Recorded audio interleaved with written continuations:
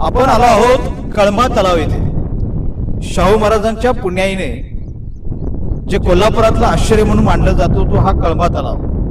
पण आज कोल्हापूरचं वर्णन करायचं झालं तर एका बाजूला नदी नाले तुडुंब भरून वाहत आहेत, पण हा कळंबा तलाव काय सांगतोय? जनतेने याच्याकडे पाहिलं पाहिजे। अनेक सामाजिक कार्यकर्ते आणि बरेच हितचिंतक सांगतायत की कळंब्याचं संवर्धन झालं पाहिजे।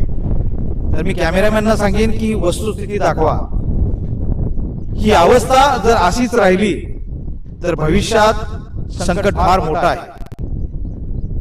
कारण इतका प्रचंड पाऊस कोल्हापूरमध्ये झालेला आहे, अनेक बंधारे पाण्याखाली गेलेले आहेत, नद्या नाले तुडुंब आहेत, पण कळंबा हा रिकामाच आहे। जवळजवळ 50% म्हटलं तरी काय हरकत नाही, 50% कळंबा तलाव हा पूर्ण कोरडा आहे। ही विभिन्नता बघताना अक्षरशः वाईट वाटते।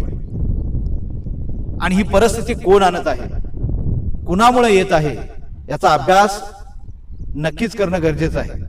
कारण कळंबा हा ओरडून ओरडून सांगतोय की जागे व्हा। जागे होणं खरंच गरजेचं आहे। ही विभिन्नता बघितली तर हा एक दुष्काळी भागात आलोय काय असं जाणीव व्हायला लागलेलं आहे। कारण या कळंब्यामुळेच अनेक शहरामधील भागामध्ये पाणी जातंय, कळंबा गाव पाणी पितोय।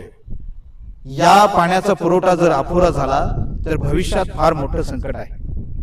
म्हणूनच माझ्या चॅनलच्या वतीने सर्व जनतेला, सर्व हितचिंतकांना अशीच विनंती आहे की कळंबा तलाव जपा।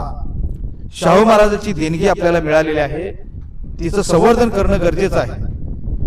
नुसतं आपण या कळंबा संवर्धनाच्यावर गप्पा टप्पा न करता याच्यासाठी सक्षम पावलं उचलणं गरजेचं आहे। वेळ पडली तर प्रशासनाने सुद्धा कठोर निर्णय घेणं गरजेचं आहे, नाहीतर हीच परिस्थिती फार भीषण होऊ शकते आणि भविष्यात हा कळंबा तलाव कोरडा माळ होण्याची शक्यता सुद्धा दाट आहे। म्हणून आपण पुनश्च सर्वांना विनंती करतोय की कळंबा तलाव जपा। जपणं हा गरजेचं आहे, कारण त्यानंतर जे संकट आपल्या समोर येईल त्याला जबाबदार कोण असेल? अनेक सामाजिक कार्यकर्ते अनेक सांगतायत ओरडून की हे कळंबा तलाव कशामुळं ऱ्हास पावत चाललेला आहे, त्याचा विचार होणं गरजेचं आहे।